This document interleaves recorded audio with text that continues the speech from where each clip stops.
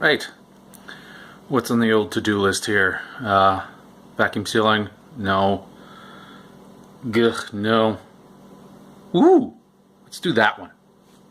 So what you're going to need to make your ice cream is a couple different kinds of cream. You want some whipping cream, or whatever it's called in your country, anything with a mid to high 30% fat content, some half and half, so around 10% fat content, 2/3 of a cup of sugar, and get the metal measuring cups, not the plastic. The plastic ones break, which is no good.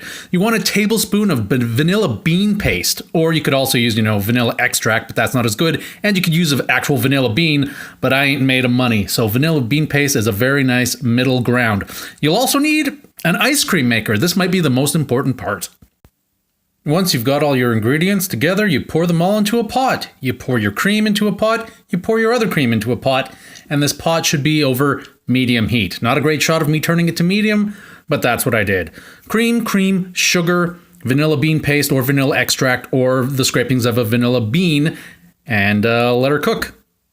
While we're waiting for that to get up to temperature, we can totally clean up after ourselves.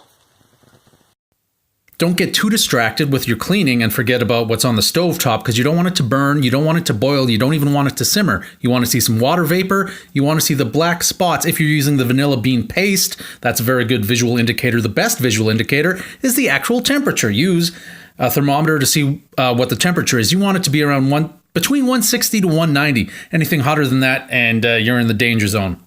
Clock wipe to show the passage of time, and that's a good looking temperature. Once you've hit the temperature you want, take it off the heat, let it sit for a while until it's cool enough to move into a fridge. And you want it to sit in that fridge, your regular fridge, your beer fridge, your other fridge. You want it to sit overnight to let the flavors marry. Very important step. Also important, make sure your ice cream bowl has been frozen. It should have been in your freezer for at least a day. Now, you take your cream mixture, you pour it into your ice cream making tub, and then you add all the components. You add the beater, you add the lid, and you turn it on for about half an hour. That should be all it takes. We'll turn it on and see what it looks like in about 10 minutes. So with 19 minutes left to go, it should look like this. It's starting to firm up, starting to set. And let's go from 19 minutes left to 19 seconds left when we're done. Done. Ice cream's not really moving much. About as good as it's gonna get, I guess.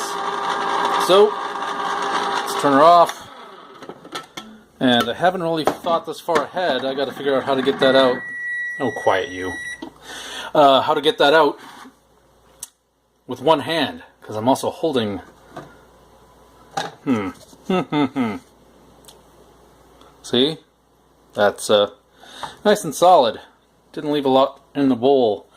So we basically just gotta scrape it off the beater and see what happens. So let's cut to that. There we go. That's a fair bit of ice cream. Now we want to just cover it with some plastic wrap right down on there so that it doesn't get ice crystals on the top. And you could eat it right now, or lick it off the spoon or the beater or whatever, but I usually put it in the freezer and let it firm up. But that's it. You've got poorly sealed vanilla ice cream.